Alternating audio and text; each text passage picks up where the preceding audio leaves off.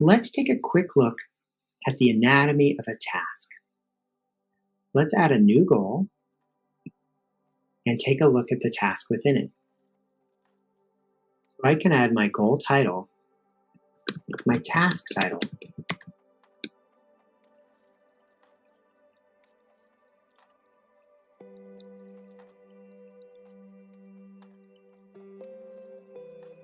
and even some additional info or other long format description or reminder. Now these 4 blue squares on the left correspond to the different types of tasks. The default is the most common, that's a standard task, right? That's the one that just has a complete button, ready for you to mark when you're done. The appointment task requires you to associate one or many appointments. Those could be existing appointments you've already scheduled, or you can create an appointment right from within the task as well.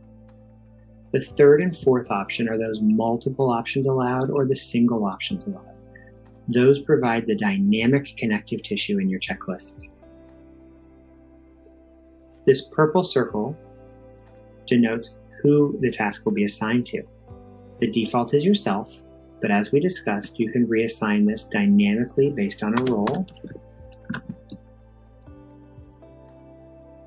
or to a team or to an individual based on their name. This next field is what we call our visibility toggle. This icon will tell you whether or not your clients can see your tasks once you invite them to the checklist. Now keep in mind, on each transaction hub, you can always change this. You can very easily say, I want this client to see this or not see this, and that's fine. But you should set up your checklist how you want most clients to see things.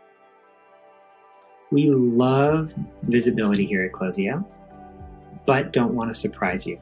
So the default, of course, is hidden, but we encourage you to make your tasks visible. Now, if it's something administrative, like sending in a commission demand, you don't have to share that with your client.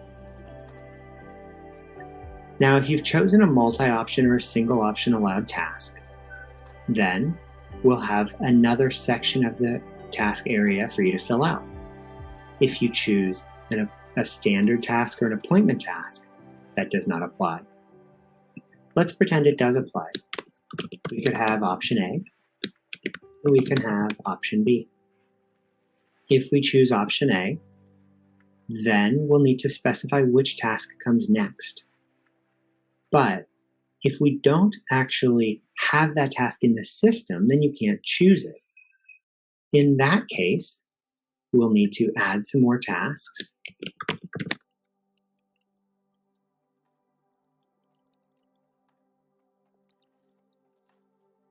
Down below. Then we can scroll back up and add these as successors or things that will come after each of these options. Now keep in mind, we also recommend a none of the above. That one would allow us to finish this workflow. Moving on, we have the concept of additional info. This is information that this person you've assigned the task to, in this case myself, would have at a point in time that you want to share either with yourself or somebody else at a later point in time. If there's anything you'd like to have added to this list that you don't see, let us know.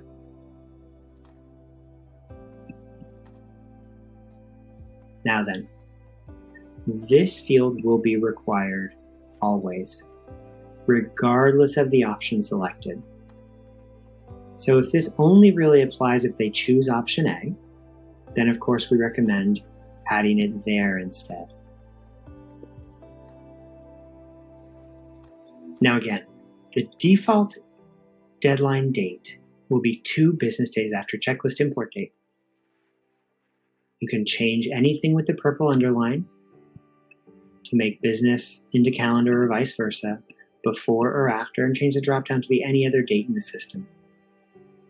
And then finally, if you need it, you can always drag and drop to reorder things using this little up-down arrow on the right, or if you've added something that you'd like to remove, just hit the trash can.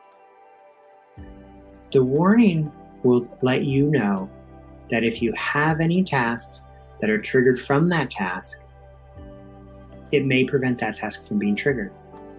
So, for example, if I delete this one, and that's triggering option A, step 1 and 2, and then option B, that could cause problems for me. So if I do delete it, then you'll see the system is going to automatically change this deadline back to the checklist import date to prevent an error. So please do go back and double check. Maybe you want this to actually be after something else instead. Now, of course, if there's any other questions we can answer for you, please don't hesitate to reach out. success@closio.com. Thanks very much.